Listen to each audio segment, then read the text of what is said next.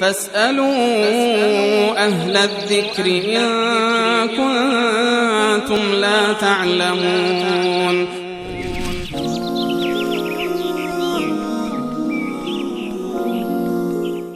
جناب مولانا، اولین بیننده سوالشان این بود که چرا یک مسلمان، حالا چه شیعه و چه سنی، نمیتواند با یک مسیحی ازدواج کند؟ بسم الله الرحمن الرحیم.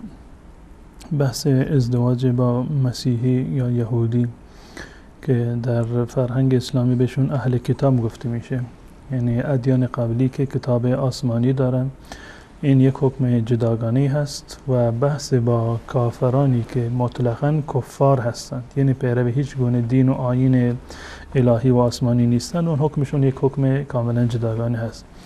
در دین اسلام ازدواج با مسیحی و یهودی جایز هست.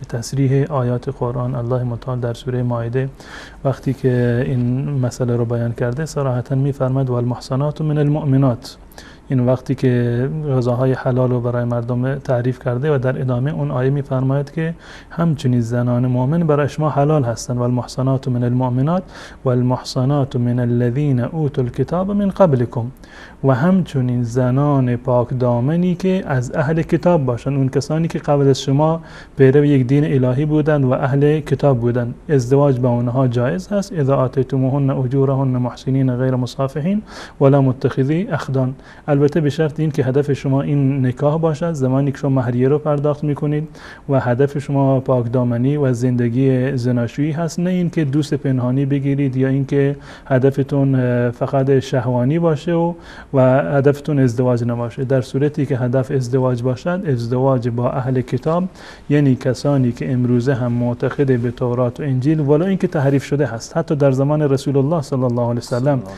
تورات و انجیل حقیقی وجود نداشت، اما بازم در همون زمان این حکم الله متعال نازل کرده والمحصنات من الذين اوتوا الكتاب من قبلكم، و زنان پاک دامنی که از اهل کتاب باشند، یهود و نصارا باشند، ازدواج با اونها جایز هست. اما ازدواج با زنانی که کافر هستند یا همچنین ازدواج با مردانی که کافر هستند، این بازم به تصریح قرآن این حرام هست. و علتی که ایشون گفتن نمیدونم علتش چی هست، علتش این است که گذشته از این، چون که یک حکم قطعی و صریح از جانب الله متعال در قرآن و حدیث بیان شده، مسلمان نباید دنبال حکمت و فلسفه باشد، ولو اینکه ما حکمت و فلسفهش را هم ندانیم باید بر آن عمل بکنیم. اما ظاهرا هم هر کسی میداند وقتی که یکی از دو نفر در خانواده کافر باشند، بیدین باشند، اون در واقع فرزندی که به دنیا میاد قطعا به همون راه کفر میرود یا حداقلش این است که متاثر میشود و این به هیچ عنوان قابل قبول نیست. و اون گونه که رسول الله صلی الله علیه و سلم میفرمایند که کل مولود یولد علی الفطره، هر مولودی بر فطرت به دنیا میاد.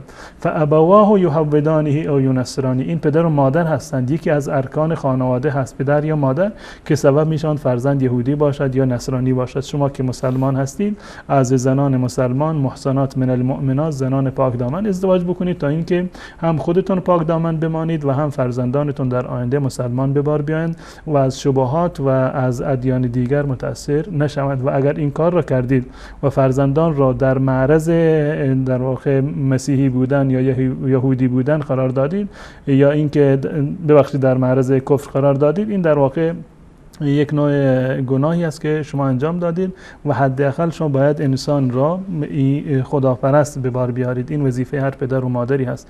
اما چون که اهل کتاب، اهل ایمان دارند به یک کتاب آسمانی، در قرآن کریم و احادیث رسول الله صلی الله علیه و سلم ازدواج با آنها جایز شمرده شده.